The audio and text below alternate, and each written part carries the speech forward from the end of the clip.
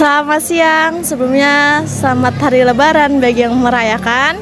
Kali ini saya sedang ada di Taman Eko Park Tebet. Saya akan mewawancarai beberapa orang yang ada di sekitar sini mengenai kasus pembulian yang sedang marak terjadi di Indonesia. Sebelumnya saya ingin memperkenalkan diri saya dulu. Di sini saya Sabina Nurum Dafa sebagai wawancara 1, ada teman saya. Saya Halimatus Syadia dengan pewawancara 2. Dan saya Indra Pratiwi sebagai dokumentasi. Saksikan terus tentang liputan kami. Bye-bye. Jenis bullying apa yang pernah kamu alamin? Kayak misalkan dijauhin sama teman-teman, ya pernah ngalaminnya itu pas dari waktu SMP-an ya sampai SMK juga. Iya sih, cuman ya mau gimana lagi, ya jauhin aja lah orang yang kayak begitu mah. Apa yang kakak lakukan jika anggota keluarga kakak mengalami korban dari bullying? Korban ya aku memberikan sanksi kepada orang yang bullying itu dan menjauhinya. Lalu sebagai anggota masyarakat, kebijakan apa yang harus dibuat agar tindakan atau kasus bullying dapat berkurang di negara Indonesia? Diberi pemahaman biar kasus bullying itu berkurang. Selamat siang, info update terkini seperti yang kalian lihat di belakang, cuaca hujan deras. Kita tidak memungkinkan untuk mewawancarai orang-orang di sekitar, jadi kita akan ganti tempat di selanjutnya. Selamat siang, kembali lagi dengan saya Sabina Nurum Dafa di Breaking News. Kali ini kita ada di tempat yang berbeda dari tempat sebelumnya, tapi saya juga masih bersama dengan teman-teman saya yang ada di belakang layar. Sebelumnya saya ingin mencari beberapa orang yang ada di sini. Kita akan mencari satu orang dan 2 orang yang ada di sini.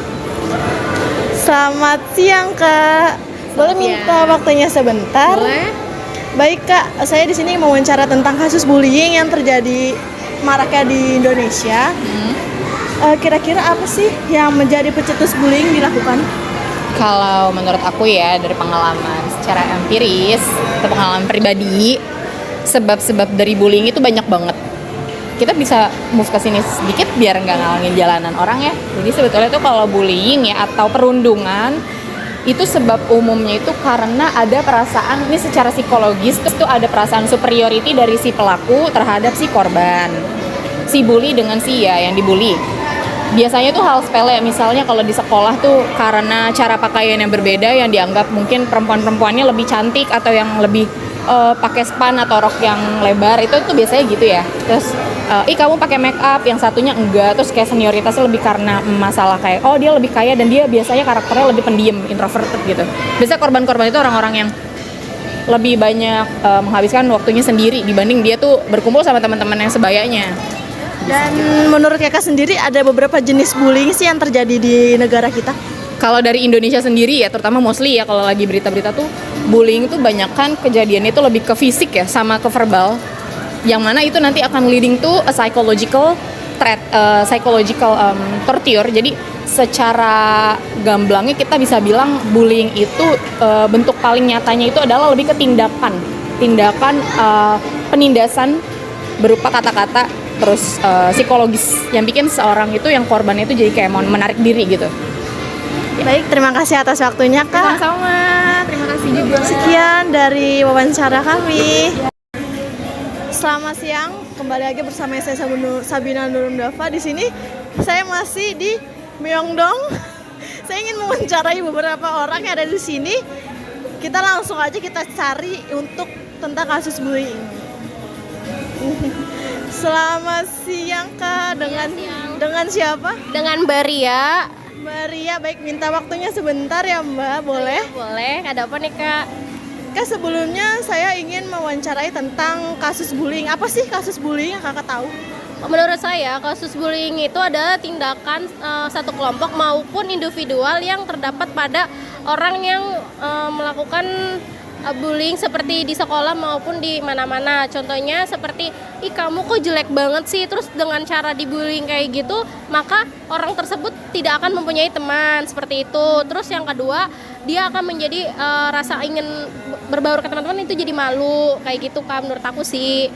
Dan menurut Kakak tanggapannya itu tentang maraknya kasus bullying di sekitar kita itu kayak gimana? Kalau aku, pendapat aku itu tentang maraknya kasus bullying itu sangat tidak berkompetitif banget sih, karena kita itu hidup di suatu lingkungan tidak boleh yang namanya adanya kasus bullying ya. Karena apa? Kita itu sesama manusia itu harus saling menghormati satu sama lain, ya kan? Ya maupun itu dari berbeda ras, suku, agama, kaya, miskin, itu sama aja gitu.